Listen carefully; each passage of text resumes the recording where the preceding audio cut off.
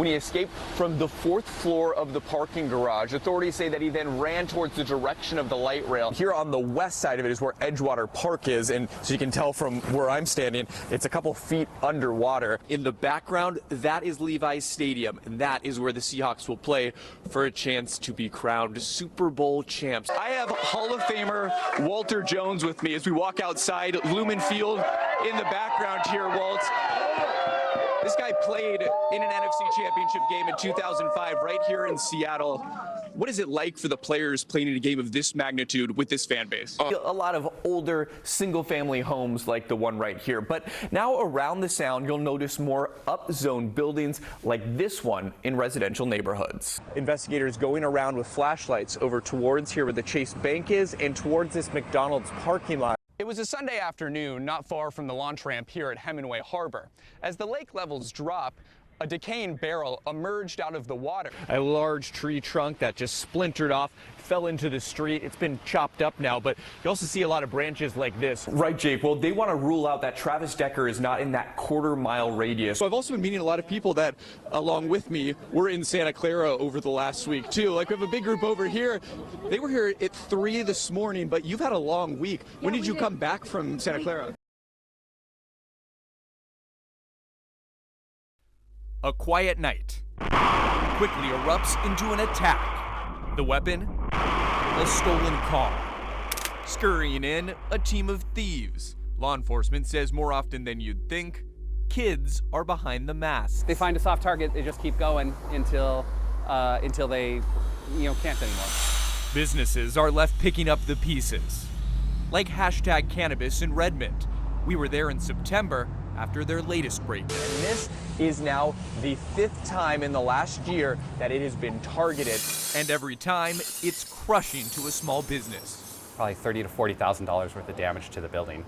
So, we're probably around $200,000 worth of damage at this point in the last year alone. Wow.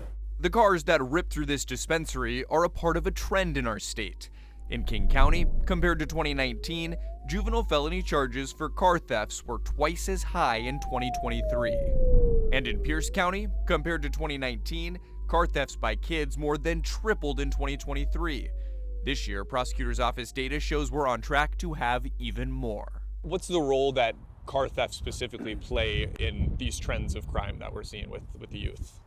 Yeah, it's the start of any other crime that you're going to think of. So if you're thinking about the gun violence, you're thinking about, again, the armed robberies or burglaries, you got to steal a car first. That's the first step. Sergeant Darren Moss of the Pierce County Sheriff's Department and other law enforcement experts call car thefts a gateway crime.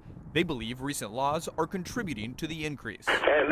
Like the 2021 police pursuit law that only allowed officers to initiate a chase if they had a reasonable suspicion of a violent crime.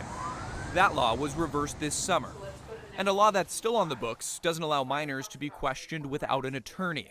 It was passed to protect youth from coercive police tactics. But law enforcement says the outcome is a lack of accountability. And what we're seeing is that we're not necessarily getting to address the lower level crimes, and it's leading to an increase in our violent crimes continuously. Antonio McLemore runs a community center that serves kids and teens in Tacoma's east side. I think what the pandemic did is it created all these silos. This summer, he told us since 2020, he's seen more kids lose their connection to school and sports, and he's watched the most vulnerable stray to crime. And when young people were faced with adversity, they went back to the skills that they learned in their trauma-informed spaces. And this is what we're seeing in our communities, is young people that weren't equipped for the world that they're now in. It can't just be the city's job. It can't just be the teacher's job. It can't just be the family's, the parents' job. We really need each other. Overall, auto theft is down, but why are more kids stealing cars today than we've had, 5 years ago? Law enforcement has made strides to stop it. There's been a number of arrests of so-called Kia Boys, a group of young people that leveraged a design flaw in Kias and Hyundais, and then made car theft popular by posting the videos on TikTok. We've taken a lot of the big players out. Instead of them stealing 20 to 30 cars a month, that's just 5 people can change the entire statistics for the whole county.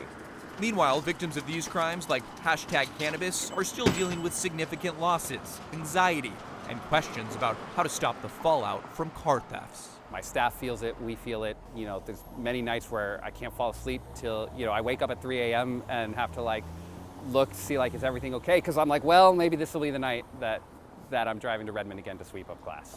Drew Andre, King 5 News. Firefighters spent the morning dousing this apartment building with water. No one lives in there, but people do live all around it. Flames tore through this 3-story vacant building in Capitol Hill.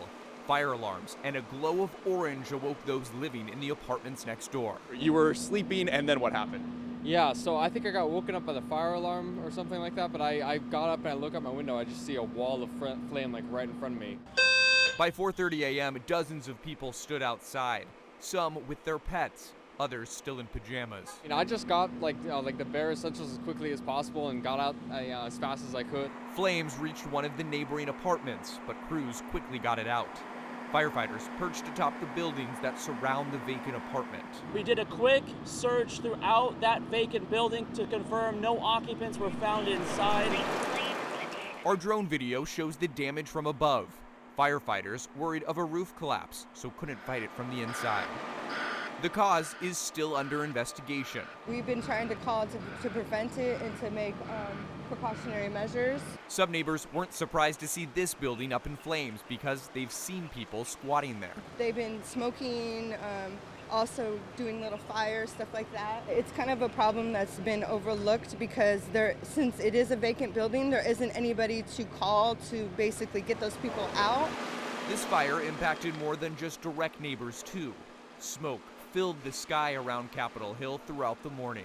The whole inside of this complex here is just completely smoked out. It smells like burning tar. It feels very thick when I inhale it, and it sucks. Seattle Fire says no one needed to be rescued and no injuries are reported. From Capitol Hill, I'm Drew Andre, King 5 News.